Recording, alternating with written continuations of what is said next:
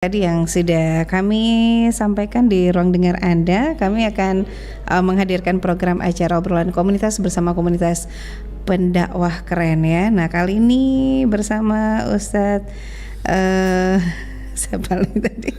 Juga ini dia disebut. Iya. Baik, assalamualaikum Ustadz. Iya. Di komunitas pendakwah keren ini bersama komunitas pendakwah keren KPK ya sebutannya Ustadz ya, bersama Ustadz Jusriyadi Gama Esos MSOS susah aku sebut dong grogi kakak bang ini karena ini apa temanya luar biasa sekali nih Ustadz. Introspeksi diri ya. Ya, alhamdulillah. Iya, saya kemarin baru baca tema yang dikirimkan sama Ustadz Irsyad. Saya langsung kembali ke diri saya begitu Ustadz. Oh, introspeksi diri. Padahal coba dua kata ini akhirnya bisa menyentuh sampai ke dalam kalbu ini. Saya mesti introspeksi diri dari semua sisi ya Ustadz ya. Iya. Bagaimana kabar tak? Alhamdulillah sehat. Iya, dan sekarang ini sahabat budaya kita Ustadz live juga di YouTube-nya RRI Pro 4 Makassar, kemudian melalui Facebook juga Pro 4 RRI Makassar dan juga 92,5 FM. Siap. Iya, dan ada juga RRI digitalnya. Jadi banyak sekali live ini. Ya. RRI sudah ada di mana-mana. Iya. Baik Ustadz, silakan Ki mengawali jumpa kita di obrolan komunitas dengan introspeksi diri. Bismillahirrahmanirrahim. Assalamualaikum warahmatullahi wabarakatuh. Para pendengar RRI Makassar yang semoga dicintai Allah, dirindukan Rasulullah, dan semoga dibenci oleh syaitan. Alhamdulillah wa syukurillah, di pagi hari ini sangat senang berada di RRI Makassar. Ya, alhamdulillah dalam program obrolan komunitas ya. Dan hari ini alhamdulillah kami dari komunitas pendakwah keren akan mengisi ruang dengar kita semua di kesempatan hari ini. Setelah mungkin kita memberikan sarapan untuk tubuh kita, ya kami ingin memberikan sarapan untuk ruhani kita. Mudah-mudahan jasmani kita sehat dan ruhani pun kita sehat dengan mengangkat sebuah tema introspeksi diri. Ada satu kalimat yang sangat familiar di telinga kita. Hari kemarin adalah kenangan, hari ini adalah kenyataan, esok adalah harapan. Kita punya kenangan masing-masing tersendiri. Kenangan itu sesuai dengan kisah hidup kita masing-masing tentunya. Ya mungkin ada kenangan pahit dan ada kenangan bahagianya. Semua silih berganti ibarat roda berputar dan semua kita menikmatinya. Dan orang yang beriman insya Allah semua akan nikmat terasa kalau semua didasari dengan iman yang kuat karena Allah Subhanahu Wa Taala. Karena ia merasa bahwa apapun yang terjadi dalam kehidupannya itulah yang terbaik menurut Allah. Mungkin baik menurut manusia tapi belum tentu baik di mata Allah. Mungkin buruk di mata manusia tapi belum tentu buruk di mata Allah. Maka alhamdulillah kita pasti punya cerita-cerita tersendiri dalam kehidupan kita. Mungkin ada cerita yang ingin kita tutup rapat-rapat, ada juga yang membuat kita ketika mengingatnya kita tersenyum-senyum sendiri sumringah. Kenangan-kenangan yang luar biasa. Maka sebagai manusia yang tentunya berpikir jangka panjang, jangan terjebak pada masa-masa lalu yang kelam, tapi insya Allah jadikan masa lalu itu sebagai sebuah pembelajaran untuk memperbaiki diri di masa-masa yang akan datang. Ketika Mbak Yunita, saya naik motor misalnya, pasti ada spion. Jadi kita naik motor itu harus perhatikan spion, sesekali noleh ke belakang. Karena kadang-kadang Mbak Yunita, ada kadang-kadang ibu-ibu naik motor Yunika atau Yuni aja Ustadz. Yuni Sare ya? Yang penting bukan Yuni Saraf. Iya. Jadi kita naik motor Mbak Yuni, harus perhatikan spion karena kadang-kadang ada orang tidak perhatikan spionnya, belok begitu saja. Bahkan ada ibu-ibu weser kanan beloknya ke kiri. Makanya kadang-kadang kita nabrak dari belakang dan sebagainya. Sama juga dengan kehidupan, ada spion kehidupan yang harus kita toreh. Allah memberikan kita mata, taruh di depan itu sebagai sebuah filosofi untuk kita menatap jauh ke masa depan. Tapi Allah berikan kita leher bisa berputar ke belakang. Supaya apa? Supaya kita bisa menoleh ke belakang hal-hal yang perlu diintrospeksi, kita perbaiki perbaiki, hal-hal yang masih kurang kita benahi supaya kita menjadi manusia insan yang paripurna. Kalau dalam bahasa agama kita menjadi insan kamil, kafah, secara totalitas kita berupaya bagaimana supaya kita mulia di hadapan Allah, bukan hanya mulia di mata manusia. Karena toh nyatanya banyak di antara kita manusia cuma mencari penilaian di mata Allah, tapi lupa mencari penilaian di mata manusia, lupa mencari penilaian di mata Allah. Padahal kemuliaan itu tidak ditentukan oleh harta yang berlipat-lipat, rumah yang bertingkat-tingkat, mobil yang mengkilat-kilat, istri yang cantik memikat, kadang-kadang istrinya 4. Tapi kalau kita bangsat, sukanya maksiat, lupa taubat, maka hati akan sekarat, tidak akan selamat dari dunia sampai akhirat. Maka introspeksi itu penting supaya kita benahi dan terus kita benahi. Ketika kita naik motor, logika sederhananya ketika kita baru melewati jalan, kita tidak tahu apakah ada lubang, ada kerikil, ada apa, kita lewat di situ saja, kita kena lubangnya, kita jatuh ke lubang. Besoknya lewat di situ jangan lagi mengarah ke situ, tapi cari jalan yang lain supaya kita tidak jatuh ke lubang itu kembali. Kalau ada orang naik motor masih tetap lewat ke jalan lubang itu padahal ada jalan yang lain yang lebih baik, berarti orang seperti Nur yang tidak menggunakan akal fikirannya yang dibekali oleh Allah, sehingga dia selalu jatuh di lubang yang sama. Maka mari kita mengintrospeksi, belajar dan terus belajar, karena setelah nyatanya kita manusia ini adalah pembelajar. Kita sedang menimba ilmu di universitas kehidupan. Yang bagaimana supaya kita bisa mendapatkan prestasi terbaik, mendapatkan nilai terbaik, cum laude di mata Allah Subhanahu wa taala. Jadi introspeksi itu penting. Kenapa? Karena dia menjadi bahan muhasabah untuk selalu berbenah dan terus berbenah memperbaiki diri. Punya kekurangan itu sudah pasti wajar, manusiawi.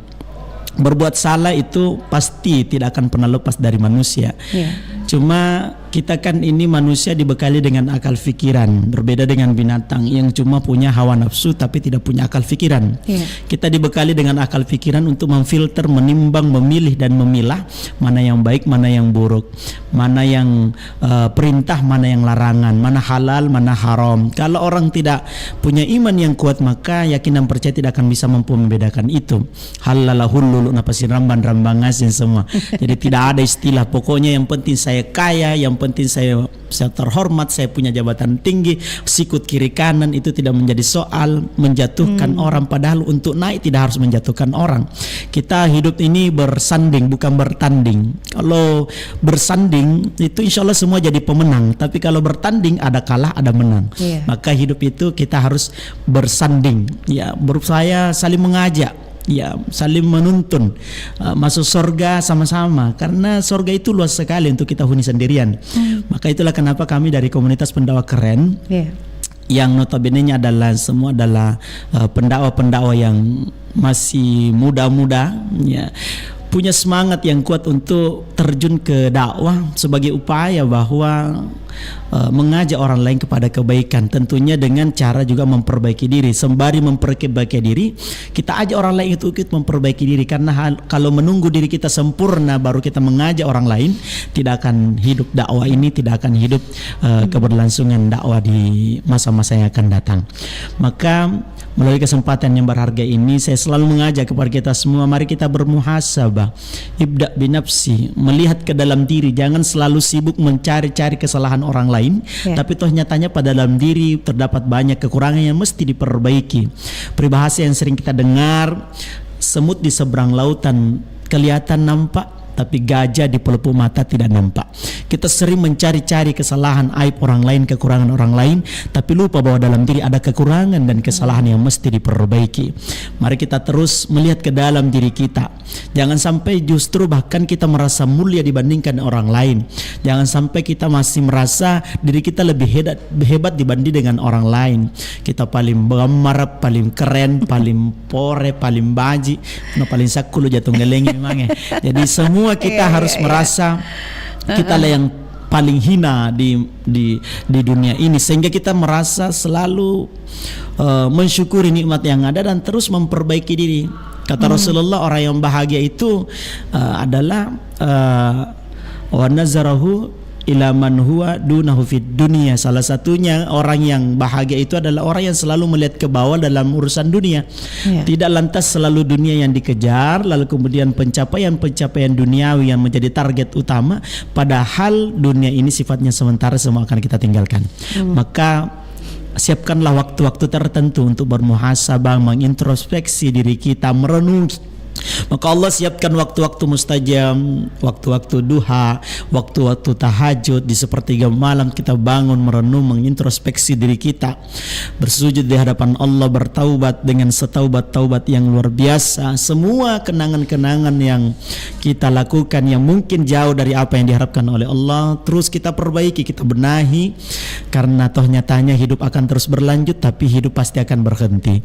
Maka sebelum hidup itu terhenti di dunia, mari kita sama-sama mengintrospeksi diri kita, membenahi diri kita, terus melaju tanpa henti, tapi tetap lihat spion kita, tengok kanan kiri kita. Allah perintahkan kita sholat, yang terakhir kita kerjakan adalah salam kanan dan salam kiri, menjadi sebuah simbol bahwa perhatikan orang di kanan di kiri kita, perhatikan kelebihan dan kekurangan yang kita miliki. Kekurangan yang ada menjadi sebuah bentuk ujian Allah Subhanahu wa taala, dan kelebihan dia miliki pun ujian dari Allah. Sejauh mana kita gunakan kelebihan yang kita miliki untuk kebermanfaatan, atau justru kita gunakan kelebihan yang kita miliki untuk membangga-banggakan diri. Nah, apakah orang miskin jago? Saya orang kaya kak. Pelan-pelan, siapa yang mau gali kuburanmu kalau bukan orang miskin? Iya. Apa kau tukang beca jago? Saya pejabat tinggi, jangan bilang begitu. Besok lusa mau gue mobilmu, cepat-cepat ke kantor, tidak ada kendaraan lain kecuali beca. Naik di beca. Begitu naik di becanya, nabok pergi di flyover. Baru nagoyan sa gagasin nampak terbantur na bilang jalan duluan mako. Innalillahi Jadi mudah-mudahan kita semua terus berbenah mengintrospeksi diri kita. Kita punya kelebihan, kita punya kekurangan, kelebihan-kelebihan yang ada kita kembangkan, kita potensi yang ada dalam diri kita terus kita asah, dan potensi itu kita arahkan dalam kebermanfaatan. Karena ternyatanya yang terbaik, khairun nas anfa'uhum linnas, sebaik-baik manusia adalah yang paling bermanfaat. Kata kakek saya Albert Einstein, try not become a man of success, but rather try to become a man of value. Jangan mencoba untuk menjadi orang yang sukses, tapi mencoba untuk menjadi orang yang bernilai, bermanfaat. Mbak Yuni ini insya Allah orang bermanfaat karena terus menyiarkan kebaikan-kebaikan. Kita semua akan ambil bagian dalam hal itu, karena ternyatanya sedikit pun kontribusi kita dalam kebaikan tidak akan pernah disia-siakan oleh Allah Subhanahu wa taala. Ada yang cerita jelek kita kiri kanan dengan kekurangan yang ada, enggak usah pusing, tidak lewat depan rumahnya jadi masuk surga. Jadi ada orang bercerita kiri kanan menjelekkan, menjatuhkan, enggak masalah. Justru bentuk kemilan kita kalau ada yang berusaha menjelek-jelekkan, berarti kita lebih baik dibandingkan dengan dia. Ada yang merendahkan kita, tidak apa-apa, yang penting saya mulia di mata Allah, bukan mulia di mata manusia. Kenapa? Karena semakin tinggi pohon, semakin kencang angin yang menerpa. Kalau tidak mau diterpa angin kencang, jadi rumput, tapi bersiaplah untuk diinjak-injak, dipotong, dibakar, dimakan binatang ternak, atau dibuang. Kalau mau tinggi derajatnya, siaplah dengan berbagai macam ujian dari Allah. Kalau tidak mau tinggi derajatnya, jadi orang biasa tapi bersiaplah untuk diinjak-injak, direndahkan, dicaci, dimaki, dihina, dibuang oleh orang-orang di sekitar kita. Maka hidup itu kita mencari kemuliaan di mata Allah, tidak hanya sekedar mencari kemuliaan di mata manusia. Mulia di mata manusia alhamdulillah, tapi kalau kita tidak mulia di mata Allah, itu kecelakaan besar bagi kita. Mulia di mata manusia sifatnya sementara, tapi mulia di mata Allah akan kekal abadi selamanya. Maka cari yang kekal. Kita cari pasangan saja, kita pengen sehidup sedunia sesurga. Kalau hanya untuk sekedar coba-coba, ndak usah. Kenapa? Karena ini adalah ibadah terlama. Jadi kita pengennya kekal, yang terus menerus berkelanjutan. Dapat gaji banyak tapi cuma 1 bulan, bulan berikutnya tidak ada lagi, kan ndak bagus. Tapi gaji sedikit tapi disyukuri, terus berkelanjutan, maka itulah orang yang bahagia. Orang yang bahagia adalah orang yang banyak bersyukur. Semakin bersyukur hatinya semakin makmur, hidupnya semakin teratur. Walaupun makannya cuma bubur, kadang-kadang pakai sayur, itu pun dikasih sama Pak Mansur, penjual beras kencur, dilarang ngawur, melantur, syukur, jangan takabur, insyaallah selamat siksa kubur. Amin. Terus dinikmati, introspeksi kekurangan yang ada, benahi di setiap kekurangan-kekurangan yang ada, mencari titik kesempurnaan tidak akan bisa mungkin kita lakukan dan mustahil, tapi sejauh mana kita terus berupaya supaya kita mulia di mata Allah, introspeksi, penyakit-penyakit yang ada pada diri kita mungkin bagian dari dosa-dosa yang kita kerjakan. Contoh misalnya bibir kita sariawan, mungkin Allah ingin menegur kita, pernah kau pitikan akanai, pernah kau cela orang, pernah kau gosip orang, pergi kau di pesta bukan pesta urus, pakaian orang nulihat atas satu-satu, akhirnya dicek yang matana dan seterusnya dan seterusnya. Itu adalah bentuk introspeksi. Kalau orang beriman tahu bahwa itu teguran, bisa jadi teguran, bisa jadi ujian, tapi bisa jadi hukuman. Kenapa? Karena Allah sebegitu sayangnya kepada kita sehingga terus memberikan teguran, ujian, bahkan hukuman kepada kita. Orang tua yang sayang kepada anaknya, kalau anaknya berbuat salah pasti akan ditegur, dimarahi, bahkan bisa jadi dipukul.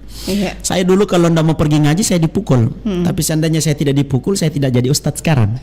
Dulu kalau tidak mau ke pondok saya harus dipukul dulu, dipaksa dulu, tapi seandainya tidak dipaksa masuk pondok tidak bisa jadi ustadz.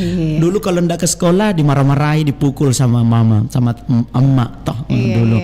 Tapi dengan berkat marah-marahnya mama, berkat dipukulnya kita, sehingga kita jadi orang yang berguna sampai sekarang. Seandainya dulu ndak sekolah terus, mungkin sampai sekarang belum jadi PNS. Nah, contoh ya. Jadi itu kan bagian dari realisasi hidup yang harus terus kita introspeksi.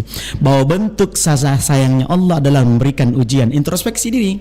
Kalau selama ini kita sudah dekat dengan Allah, berarti musibah yang diberikan itu adalah ujian. Karena kita sudah dekat dengan Allah, berarti Allah ingin kuatkan kita.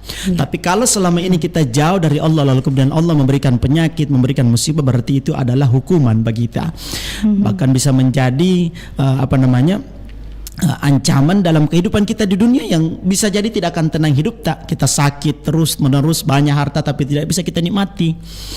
Bisa beli daging tapi tidak bisa makan daging, bisa beli udang tapi tidak bisa makan udang, baru mau pegang dimarahi sama istri, tinggi kolesterol tinggi asam urat apa mami namakan karupo gitu ya, jadi acara bubur ya gitu ya. Jadi hidup itu mah enak dinikmati terus, introspeksi. Allah berikan saya penyakit, oh Allah ingin mengurangi dosa saya. Allah berikan saya hidup yang sulit, berarti Allah ingin menguatkan saya. Suami saya selingkuh, berarti Allah siapkan yang terbaik untuk saya. Anak saya mungkin bambala, mungkin teguran karena dulu saya bambala juga sama orang tua saya. Jadi terus kita introspeksi sehingga hidup itu nikmat. Tidak ada yang kita ratapi terus menerus, karena itu bagian dari skenario kehidupan yang mesti kita jalani. Maka hidup di dunia itu jadilah aktor-aktor terbaik, pemeran-pemeran terbaik untuk peran kita masing-masing. Apapun jabatan tak pangkat tak, itulah yang menurut Allah terbaik untuk kita jalani, nikmati, syukuri. Mau jadi presiden, penjahit gorden, menteri, penjual ikan teri, gubernur, tukang cukur, insinyur, tukang bubur, anggota penjual merpati, camat penjual tomat, lurah penjual baju murah, kepala desa penjual pulsa, kepala dusun penjual rumah susun, ketua RT sopir PT-PT, ketua RW penjual kue, kontraktor tukang bentor, ustaz penjual tas, semuanya sama di hadapan Allah. Yang mulia, inna akramakum indallahi atqakum. Yang paling mulia, the best people adalah orang yang paling bertakwa kepada Allah Subhanahu wa taala. Maka kita lomba-lomba dalam ketakwaan, berfastabiqul khairat, lomba dalam kebaikan. Tidak usah lomba dalam perkara dunia, tidak ada habis-habisnya. Bahkan bisa jadi tidak akan tenang bahagia karena selalu lihat kelebihan orang, lihat rezekinya orang. Tetangganya naik rezekinya, dia naik tensinya. Tetangganya beli parabola, dia beli paramex sakit kepalanya. Tetangganya beli kipas, dia tak putar. Tetangganya beli kulkas, dia kedinginan. Beli motor baru, tetangganya dia beli semen. Mau apa semen? Mau kau bikin polisi tidur depan rumah. Jadi kalau lewat ke motor, nah runtan-runtan cepat rusak. Ini kan orang penyakit hati. Maka introspeksi diri kita. Sudahkah kita selama ini bersyukur kepada Allah kan nikmat yang luar biasa banyak, yang kadang-kadang nikmat itu kita anggap enteng. Contoh misalnya nafas yang setiap hari, setiap saat kita hirup itu kan nikmat luar biasa. Coba tanya di rumah sakit sekarang berapa harus dibayar kalau kita mau mendapatkan bantuan pernapasan. Nah dalam 24 jam kita bernafas ini Allah berikan secara gratis, cuma-cuma, tidak dibayar. Lalu apa yang membuat kita terhalang untuk mensyukuri nikmat-nikmat itu? Hidung misalnya kita PC, nggak usah sampai kita bandingkan dengan yang mancung. Bagus kalau PC, panjang umurnya Mbak Yun. Oh kenapa bisa? Karena sedikit napas pakai. Ya.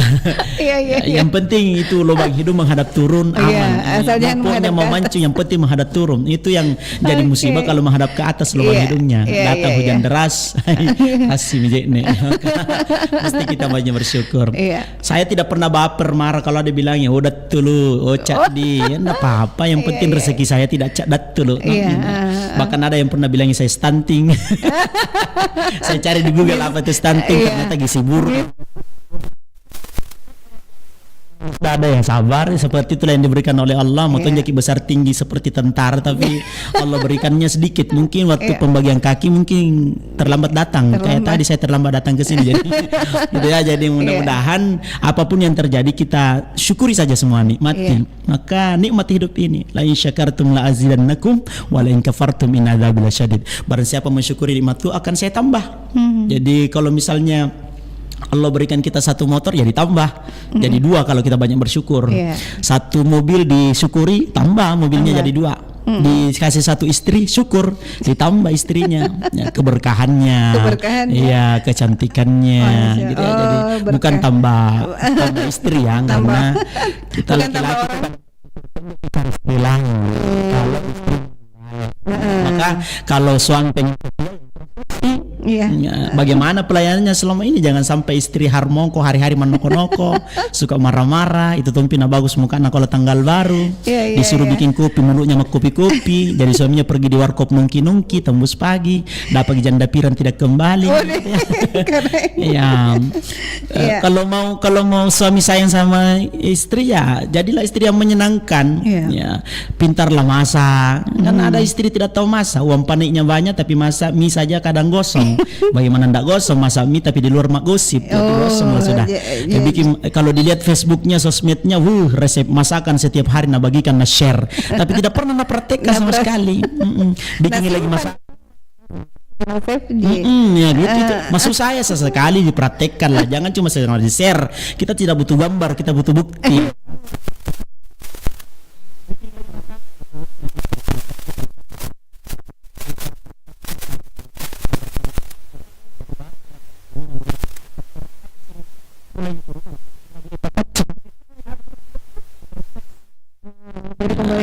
Mau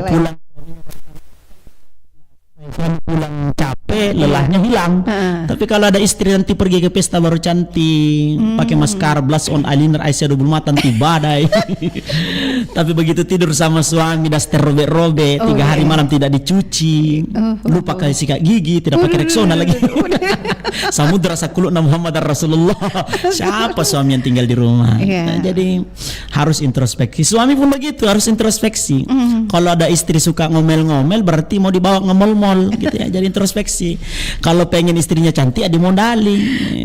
Belikan skincare. Sekarang apa sih yang tidak bisa kalau mau modal ya? Kalau cuma pembeli rokok yang banyak, rokok terus, pembeli kuota yang banyak, Mobile Legend, Free Fire, skater. Nggak bisa cantik istri kita. Jadi harus dimodalkan. Mau bagus masakannya kasih uang belanja dong. Jangan kita suami yang pegang uang, itu namanya pampidukang. Kikir gala lantang kacikur pegujang batang. Si bagus sekek kutumalala mata tenang. Jadi introspeksi. Kita punya anak mungkin tidak mau mendengar, introspeksi. Mungkin kita dulu sama orang tua juga begitu. Makanya introspeksi itu penting sebagai bentuk perenungan, muhasabah untuk kehidupan yang lebih baik di masa-masa yang akan datang. Jadi hasibu anfusakum qabla an tuhasabu. Timbang-timbanglah dirimu sebelum Allah yang maka sebelum semua terhenti kehidupan kita benahi terus menerus, kita perbaiki amalan kita, karena toh nyatanya di mata Allah yang dinilai bukan yang paling banyak amalnya tapi yang terbaik amalnya, ahsanu amala. Maka perbaiki amal kita, introspeksi. Salat kita bagaimana? Saya sudah sholat Ustadz, tapi hidup saya begini-begini saja. Ada orang yang tidak sholat tapi kayanya luar biasa. Sudah tidak sholat lagi kaya, saya sholat tidak kaya. Ya, introspeksi. Mungkin selama ini kita sholatnya hanya untuk mengejar dunia, atau mungkin hanya sekadar pemenuhan kewajiban, bukan untuk memenuhi kebutuhan. Orang kaya tidak usah dilirik-lirik. Mungkin zikirnya kita dengan mereka beda. Kalau orang kaya zikirnya beli murah jual mahal, beli murah jual mahal, beli murah jual mahal. Kalau kita mah kadang-kadang zikirnya ya tipu ya ketipu, ya ketipu ya ketipu, ya ketipu mulu, nggak pernah berhasil. Maka hidup itu terus introspeksi. Apa yang terjadi dalam kehidupan itu sudah menjadi skenario dari Allah. Semua garis-garis kehidupan sudah ditetapkan oleh Allah. Bagaimanapun bentuk wajah kita, warna kulit kita, model rambut kita, ukuran tubuh kita, semuanya itu sudah Allah atur sedemikian rupa. Laqad khalaqnal insana fi ahsani taqwim. Maka kita adalah makhluk yang paling sempurna diciptakan oleh Allah. Maka banyak-banyaklah bersyukur. Sudah cantik, tidak usah lagi berpikir untuk plus dan sebagainya, sudah cantik kok. Ini rada-rada tidak bersyukur. Ya hitam kulitnya, ya nggak apa-apa pakai skincare, tapi tidak usah dirubah-rubah sampai di permak-permak itu, dagu dibelah dua, hidung dimancung-mancungin gitu ya. Tidak usah, itu bentuk kekufuran nikmat. Kecuali kalau memang sifatnya darurat, sakit atau kecelakaan, tidak apa-apa. Tapi kalau atau misalnya hidung menghadap ke atas, ya harus dioperasi cepat itu, menghadap ke bawah harusnya. Jadi seperti itu. Maka hidup itu terus berbenah dan terus berpikir bagaimana supaya hidup kita itu kualitasnya berkualitas di hadapan Allah. Setiap waktu, detik, menit, per jamnya kita gunakan dalam kebermanfaatan. Kita sibukkan dalam kebaikan supaya kita terhindar dari perkara-perkara keburukan. Kalau kita terus sibukkan diri kita dengan kebermanfaatan, maka insyaallah waktu-waktu yang tidak bermanfaat akan hilang dengan sendirinya. Contoh misalnya, kalau kita sibuk bergaul dengan orang-orang yang senantiasa rajin taklim, rajin pengajian, maka waktu kita akan habis di pengajian taklim. Tapi kalau kita bergaul dengan Pak Gosip, Carlota, tetangga Seri Bibir, Stina Barudi, Meneni Songkeng, Itacho, siapa namanya gitu, maka kita akan menyibukkan mencari aib orang lain. Terus menerus mencari aib orang lain, lalu lupa bahwa ada aib dalam diri yang mesti kita perbaiki, ada kesalahan-kesalahan di masa lalu yang mesti kita benahi, ada waktu-waktu yang harus kita manfaatkan karena hidup itu singkat, tidak akan lama, ada saat dimana kita akan tinggalkan dunia.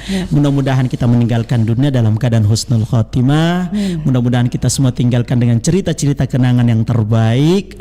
Sudah lama tertimbun ke tanah, tapi cerita baiknya tetap terkenang abadi di semua orang. Dulu waktu Mbak Yuni hidup, baik, kalau nyiar suka menghibur gitu ya, menghilangkan rasa gundah gulana, gelisah galau dan merana gegana begitu. Jadi itu kan kebermanfaatan. Bukan berarti orang yang bermanfaat itu nanti jadi orang kaya, bukan bermanfaat bukan nanti jadi tinggi jabatannya. Bahwa semua kita berpeluang jadi orang baik, yang penting kita mau mengambil bagian dalam kebaikan itu. Sekecil apapun itu, yang penting kita istiqomah di atas kebaikan. Dan itulah yang paling susah, istiqomah. Kalau gampang namanya istirahat, bukan istiqomah. Kenapa susah? Karena hadiahnya sorga. Kalau gampang hadiahnya kipas angin dong atau setrika. Tapi karena susah hadiahnya sorga. Maka introspeksi. Jadi kita berikan kesempatan juga kepada pendengar ini mungkin yang ingin bergabung bersama Ustadz Jusriyadi Gama ya. Silakan di 0811 400 9250. Jadi Ustadz semua serba introspeksi diri ya ini Ustadz. Jadi setiap saat ya kita harus introspeksi diri. Kalau mana jadi harus setiap saat. Tapi memang manusia itu di mana-mana kita mendapatkan, di setiap lingkungan pasti ada yang memang ada yang menyoroti hal-hal apapun yang dilakukan terlihat kurang bagus. Jadi kita yang sebagai orang yang selalu dilihat salah ini cara kerjanya, salah terus apapun benarnya, kalaupun baiknya. Sudah bagus dikerjakan tetap salah. Kita terima telepon lagi Ustaz Assalamualaikum. Halo, assalamualaikum warahmatullahi wabarakatuh. Waalaikumsalam Pak Haji. Pak Haji kurang kedengaran Ki. Luar biasa. Itu sudah kedengaran pertama saya kepada Nandaku yang telah memberikan pencerahan. Luar biasa. Namun demikian, tentunya kalau kita bicara tentang introspeksi diri, itu beranjak dari suatu hati yang dalam. Kemudian tentunya kita selalu berpikir bahwa akan selalu ada orang-orang yang mencintai kita, yang akan memberikan petunjuk tentang segala kekurangan yang kita miliki, begitu. Karena pada hakikatnya tidak ada orang sempurna. Semua diuji. Pak Ustaz juga diuji pendengar juga diuji.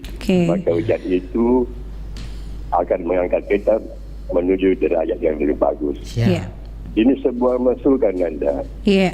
Menurut apa yang saya tahu selama ini ketika berkecimpung dalam dakwah, bahawa ada 3 hal yang perlu kita perhatikan dalam berdakwah. Yang pertama adalah menguasai materi itu sendiri. Yang kedua adalah menguasai diri. Dan yang ketiga adalah menguasai audiens. Dari situlah semuanya akan timbul suatu hal yang bagus. Menurut penelitian yang pernah dilakukan oleh salah seorang ilmuwan yang berkecimpung dalamnya, hanya 15-20% metode dakwah sekarang ini yang dilaksanakan.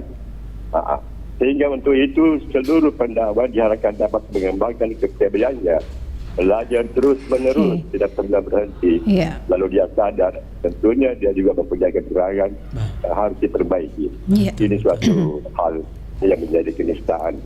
Jadi saya sangat terkesan adanya pendakwah-pendakwah muda yang akan menggantikan anggota dan terlebahnya melalui kita.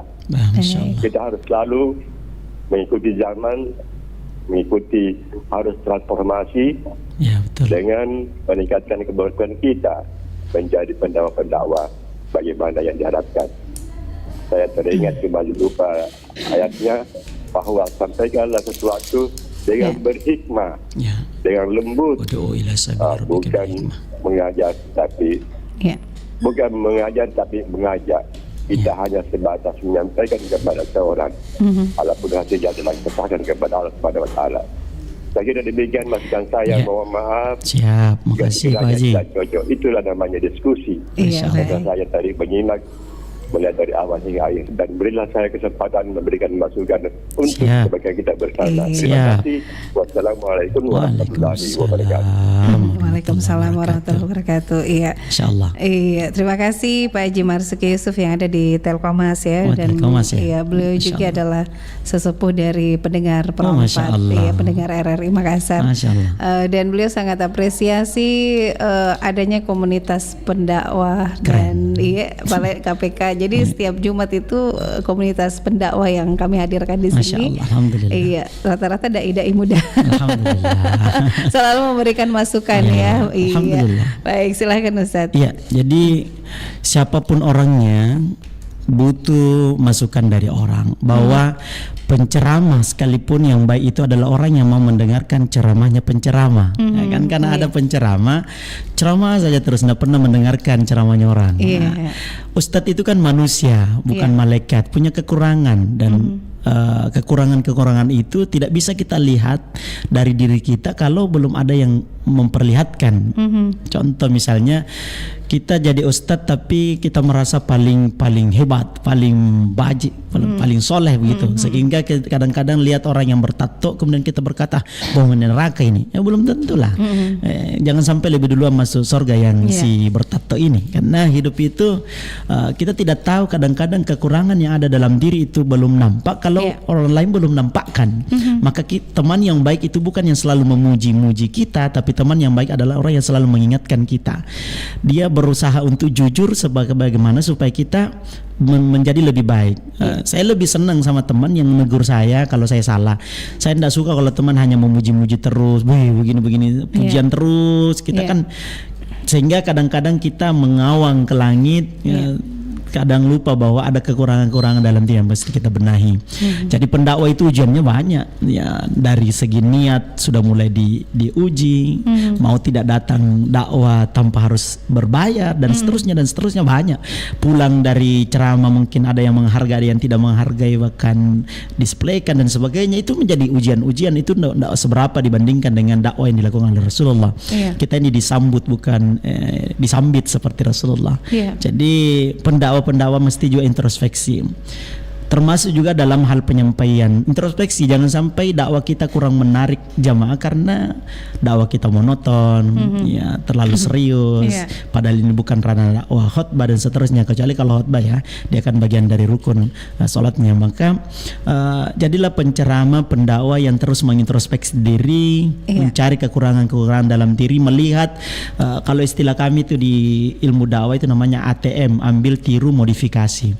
Lihat orang yang dalam jam terbang dakwanya sudah luar biasa, lihat, ambil, lalu kemudian tiru, tapi modifikasi. Jangan sampai plagiat begitu, supaya ada originalitas dalam diri yang bisa kita jadikan sebagai senjata untuk orang kenal sama kita. Begitu didengar suaranya, oh Ustadz juga ini.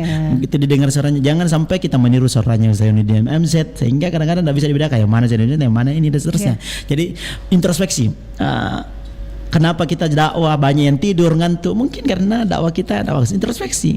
Makanya saya tuh kalau ceramah kadang-kadang saya suruh video, sebentar saya bisa lihat, oh kekurangan saya di sini. Ada gerak-geri yang harus dikurangi. Ada kalimat-kalimat yang tidak pantas untuk diucapkan. Seperti itu. Jadi introspeksi terus. Supaya apa? Supaya materi-materi yang kita sampaikan itu betul-betul bukan hanya dari mulut ke telinga, tapi dari hati ke hati. Kalau penyampaiannya dari hati ke hati, dari hati kita utarakan, maka sampainya ke hati. Tapi kalau hanya sekedar dari mulut ke telinga, antama kiri toli kanan, asuri kiri toli kiri. Maka mudah-mudahan, terima kasih untuk Pak Haji yang telah memberikan masukan, sarannya luar biasa. Kami ini selalu butuh saran masukan, sumbangsi, apakah tumai yang membuat kita para penceramah ini, pendakwah ini semakin kuat untuk melewati setiap ujian-ujian dakwah. Dan ujian itu kadang-kadang letaknya pada hawa nafsu dalam diri. Jadi perang yang terbesar, jihad yang terbesar itu adalah jihad melawan hawa nafsu dalam diri. Makanya mari kita introspeksi diri kita semua, bahwa untuk menjadi baik tidak harus mendengarkan penilaian orang apa kita baik, yang penting kita sudah baik, ya baik saja. Mau dicerita jelek, mau dinilai tidak baik, tidak masalah. Kenapa? Karena saya sudah istiqomah di atas kebaikan. Dan memang kalau kita mau menutup mulutnya semua orang, tidak bisa. Karena kita cuma punya dua tangan. Cukup gunakan kedua tangan untuk menutup telinga supaya tidak mendengarkan ejekan-ejekan, tidak hiraukan mereka. Kalau istilahnya anjing menggonggong, kafilah berlalu. Jadi hidup itu mah, kalau masukan seperti Pak Haji tadi harus diterima, ditampung dengan baik. Tapi kalau dia hanya sekedar ejekan, hinaan, celaan, kekurangan kita saja terus cari, tidak usah dipeduli orang mereka. Ntar juga mati saya takziahi. Jadi itu aja, nggak usah pusing. Jadi pusing amat saja, nggak pusing-pusing. Jadi introspeksi terus. Jadi setiap saat kita introspeksi setiap diri. Saat. Seperti tadi dibilang. Sariawan ki berarti introspeksi diri. Pernah ki. Salah karena saya sariawan kayak mungkin pernah ki cerita jelek orang. Itu harus introspeksi diri juga ini. Saya harus setiap sariawan makanya tidak lebar-lebar ketawanya punya ini. Terus setiap penyakit yang kita alami, derita itu memang ada kaitannya dengan apa yang pernah kita sakit itu untuk mengurangi dosa, kata Rasul. Jadi berarti ada dosa yang berkaitan dengan itu. Matata misalnya, bicikang apa sih namanya itu bahasa Indonesianya. Berarti Allah ingin mengurangi dosa mata kita. Entah kaki kita sakit, berarti Allah ingin mengurangi dosa kaki kita. Semua ada kaitannya. Kenapa? Karena bentuk-bentuk semua itu adalah bentuk teguran Allah. Kalau orang beriman, dia introspeksi. Oh, kenapa saya begini? Oh, berarti saya pernah begini. Pasti tahu sendiri. Yang tahu itu kita sendiri, bukan orang lain. Dan yang mau merubah diri kita bukan orang lain, kita sendiri. Innallaha la yughayyiru ma biqaumin hatta yughayyiru ma bi anfusihim. Sesungguhnya Allah tidak akan merubah keadaan suatu kaum kalau kaum itu sendiri tidak mau merubah dirinya. Makanya yang berpeluang untuk memperbaiki diri ya kita. Mau didakwahi pun setiap hari, setiap malam, kalau tidak ada itikat baik untuk memperbaiki diri, tidak akan baik. Seperti itu. Jadi kita selalu terlihat apapun yang dilakukan pasti terlihat tidak baik, jelek. Jelek di mata manusia. Apakah kita ini, misalnya saya ini pribadi, harus selalu juga introspeksi diri, padahal mungkin saya merasa bahwa oh saya sudah tidak pernah apa-apa lagi sama Anda. Tidak ada lagi sudah tidak ada positifnya di matanya. Aku selalu salah di mata wanita. Selalu salah, padahal aduh kebaikan salah. Begitulah ujian hidup. Jadi kadang-kadang kebaikan yang banyak itu terhapus oleh keburukan yang sedikit.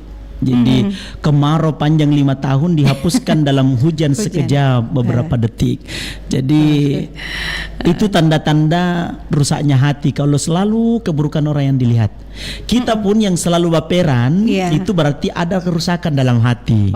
Teman bikin status di WA, kita yang tersinggung, kita yang baper padahal bukan yang kita yang dibikinkan. Itu salah satu tanda sakit hati, itu penyakit hati. Yang bikin status pun ini orang penyakit hati. Untuk apa bikin status di WA? Belum berarti tentu juga dia baca, belum tentu juga yang membacanya tersinggung atau justru orang lain tersinggung, bukannya menambah teman tapi menambah musuh gitu ya. Jadi ada memang orang begitu, sedikit-sedikit bikin story, mau sakit apa saja dibikin, lagi flu nih, lagi batuk nih, lagi demam nih, dibikin status di WA. Dulu sebelum ada corona ya, begitu ada corona tidak pernah bikin status lagi demam, lagi batuk, bikin aku status menjemput astronot, sampai ketemu di Macanda. Jadi hidup itu mah dinikmati saja lah, nggak usah pusing. Awet muda juga kalau kita santai orangnya, jadi jangan terlalu serius juga hidup-hidupnya di dunia. Nanti kita seriusnya kalau kita ibadah. Ibadah itu harus khusyuk, nggak boleh juga nyengir-nyengir canda-canda kalau sholat. Jadi harus serius. Ada waktu di mana kita harus menempatkan sesuatu pada tempatnya. Nah, makanya saya sependapat dengan Pak Haji tadi, katanya dakwah itu memang harus bil hikmah. Memang Allah yang perintahkan itu. Ud'u ila sabili rabbika bil hikmah wal mau'izatil hasanah wajadilhum billati hiya ahsan. Jadi ajaklah manusia dengan cara hikmah, dengan bijaksana, mengajak bukan mengejek apalagi menginjak. Ya, memberi argumen bukan sentimen gitu ya. Jadi argumen. Nah, sekarang kan kadang-kadang serba-serba sentimen, kalau sudah beda pendapat disalahkan orang. Jadi introspeksi terus menerus. Ada waktu-waktu tertentu, misalnya istirahat, duduk, merenung gitu. Mau tidur, istighfar banyak-banyak, merenung sejenak, zikir-zikir gitu ya. Supaya apa? Hati kita tenang. Jadi kalau hati sudah tenang, enggak ada lagi pusing. Kenapa? Karena Allah yang atur semuanya kok. Gitu ya. Tapi kenyataannya sekarang ini Ustaz, introspeksi diri itu tidak menjadi kebiasaan di setiap orang ya. Paling itu dapat mentempuh cobaan yang luar biasa. Hadapi nanti musibah baru tersadari. Introspeksi diri. Padahal ini setiap saat. Bahkan Rasulullah itu sebelum tidur tidak pernah kurang dari 100 kali istighfar. Padahal sudah dijamin masuk surga, sudah pasti diampuni tanpa harus minta ampun. Tapi istighfar sebagai contoh untuk kita, teladan kita, mari kita ikuti sebelum tidur ya. Istighfar, jangan cuma cicilan yang diingat. Nggak ingat tidur taknya. Yang gorden yang belum lunas yang diingat, gitu ya. Cicilan piring sango yang belum dibayar, arisan dah habis-habis, arisan loro majelis taklim PKKB KMT, bayar arisan naik kidaina, naik arisan tidak bilang-bilang, bikin pusing orang begitu. Jadi hidup itu mah dinikmati terus, enjoy your life. Jadi jangan terlalu pusing dengan dunia. Sementara biasa aja keles dunia aja kepeng gitu ya. Gitu. Baik Ustaz, tidak terasa tuh gini waktu masih ada. Sudah pas habis masih mau. Nanti program mungkin lagi Ustaz Ican. Terima kasih Ustaz atas introspeksi diri. Dan saya sendiri kemarin ini sudah dapat Pak ini temanya langsung itu saya introspeksi diri. Saya kayaknya memang kayaknya ini ada yang kurang. Itu untuk diri sendiri juga. Untuk diri sendiri ada yang kurang pas, tapi sayang sekali ada penelepon lagi. Ada lagi. Iya, kasihan juga kalau enggak diangkat Ustaz. Masih. Iya, Assalamualaikum. Halo. Iya. Dari Pak Hanafi Dembaji. Oke, Pak Hanafi, silakan Pak Hanafi. Apa kita mau tanyakan sama Ustadz juga ini? Iya. Assalamualaikum Pak Ustadz. Iya, salam. Saya umur 73 sekarang. 73. Masya Allah, panjang umur Pak Hanafi. Saya Sunan Pene. Masya Allah, senior. Saya 2010 kena penyakit stroke. Stroke dari 2010. Terus? Iya. Banyak ada Ustaz mengatakan bahwa ingat dosa-dosa. Dosa-dosa yang lalu. Tuhan. Oke. Atau ketakdir dari sana Ustaz, karena saya sudah salat tobat. Sudah salat tobat. Apa yang mentakdirkan untuk sakit stroke? Baik. Oke Pak Hanafi. Sedih Pak Hanafi. Semangat semangat Mas, dikasih usia sampai 73 tahun itu luar biasa itu nikmatnya. Oke. Saya dulu Ustaz Iya. Pengawas kursus Kota Madya Makassar. Oh, pengawas zaman waktu tahun 90-an ya. Tempo Belanda. Iya. Oh, iya ya. Dalam merenung Sama itu Nippon. mungkin ada dosa Ya, betul. Iya. cuci atau takdirku dari sana dari Tuhan. Oke, baik. Pak Iya. Hanafi. Iya, terima kasih Pak Hanafi. Sama-sama nih, sehat-sehat terus. Iya, semangat Ki Okodo. Iya. Jadi dari 2010 Sudah kena stroke. Kena stroke. Iya. Sudah sholat taubat Iya, tapi tidak sudah. sembuh-sembuh. Iya, merasa bahwa itu adalah takdirnya atau Iya. bagaimana itu Seperti tahu. itulah Allah memberikan kehidupan. Jadi ujian manusia berbeda-beda. Ada yang diuji dengan penyakit, ada yang diuji dengan sehat. Penyakitnya Pak Hanafi tidak seberapa dibandingkan dengan penyakitnya Nabi Ayub yang sampai berulat seluruh tubuhnya. Tapi Ayub tetap sabar meminta, ya Allah, kalaupun semua berulat, jangan sampai hati dan lidah saya berulat. Karena kalau lidah sudah berulat tidak lagi bisa berzikir mengingat asmamu.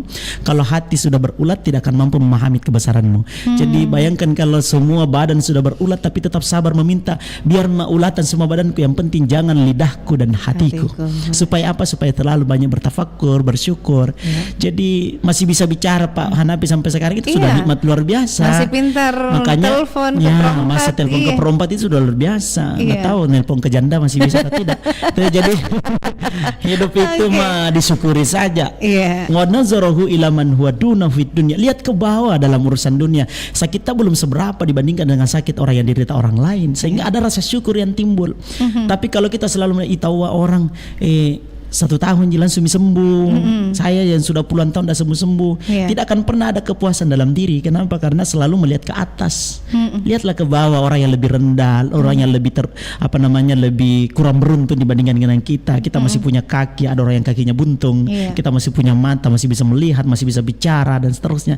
Itu kan nikmat-nikmat yang kadang-kadang lupa kita syukuri. Makanya introspeksi itu dekat sekali dengan rasa syukur. Jadi kalau orang bersyukur, dia mengintrospeksi dirinya, dia akan selalu positif, terus positif thinking. Kenapa? Karena apapun yang terjadi dalam kehidupannya, dia sudah yakini dengan seyakin-yakinnya bahwa inilah yang terbaik dari Allah. Stroke Allah berikan berarti Allah ingin istirahatkan kita dengan caranya. Tidak ada lagi waktu untuk kemana-mana, ke Jalan Nusantara, Pondok Anggrek namanya, kamar 232. Jadi kesempatan untuk saya dikasih tahu. Oh, dikasih tahu. Sebentar saya coba ini. Jadi kita diberikan penyakit, Allah ingin istirahatkan kita. Kerja dari pagi sampai pagi kembali, berarti Allah ingin istirahatkan kita. Istirahat yuk, jangan kerja mulu. Apalagi Pak Hanafi kemarin jadi pengawas kemana-mana gitu, sibuk. Allah ingin istirahatkan Pak Hanafi di usia-usia sepertinya. Mestinya Pak Hanafi istirahat lah. Situlah nunggu-nunggulah transferan dari anak-anak saja. Jadi begitu. Makanya orang yang punya iman dan takwa yang baik adalah orang yang senantiasa bersyukur akan setiap keadaan. Dia tetap sujud di hadapan Allah meskipun hidupnya tidak sesuai dengan harapannya, karena memang hidup itu serta-merta sesuai dengan kenyataan. Kalau terus-menerus apa yang kita inginkan itu yang terjadi, apa gunanya Allah ciptakan surga, Allah ciptakan neraka. Kalau kita terus-menerus hanya menginginkan apa yang kita inginkan terus terpenuhi, apa gunanya kita berusaha berikhtiar? Cukup kita tunggu saja dari Allah. Jadi ikhtiar itu penting, usaha itu penting, jangan putus asa dari rahmat Allah. Allah tersayang kepada kita dengan menguji, dan ujian itu untuk menguatkan, bukan untuk melemahkan kita. Jadi insya Allah tambah kuat kita. Amin. Terima kasih banyak Ustadz. Pencerahannya hari ini luar biasa sekali. Jadi memang introspeksi diri itu bukan cuma pada saat kita diberikan cobaan yang luar biasa ya, tapi setiap saat kita berintrospeksi diri. Terima kasih Ustadz, barakallah untuk hari ini. Ini nanti sebentar ku kirimkan ke video jadi introspeksi diri juga. Siap. Iya. Baik Ustadz, terima kasih kebersamaannya, dan kami pamit dari ruang dengar Anda. Assalamualaikum warahmatullahi wabarakatuh. Waalaikumsalam warahmatullahi wabarakatuh.